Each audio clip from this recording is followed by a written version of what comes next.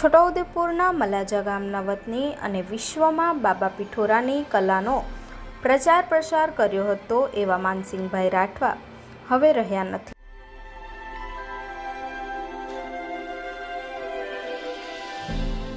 અને તેમના અવસાનથી આખા છોટાઉદેપુર જિલ્લામાં શોકની કાલીમાં છવાઈ જવા પામી છે.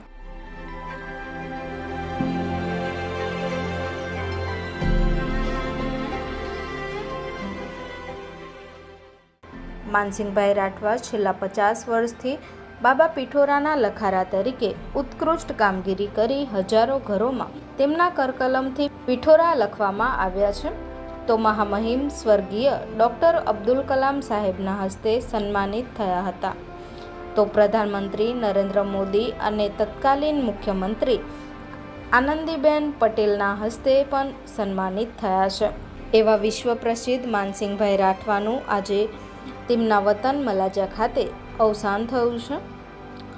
અને આજે માન સન્માન સાથે મોટા ગજાના હસ્તકલાના લખારાની અંતિમ ક્રિયા કરવામાં આવશે. છોટાઉદેપુર જિલ્લાના મોટા ગજાના લખારા માનસિંગભાઈ રાઠવા આજે પ્રકૃતિમાં વિલીન થતાં સૌ કોઈના મુખે એક જ વાત ચર્ચાઈ રહી છે કે બાબા પિઠોરાના લખારા માનસિંગભાઈ હવે આ દુનિયામાં રહ્યા નથી.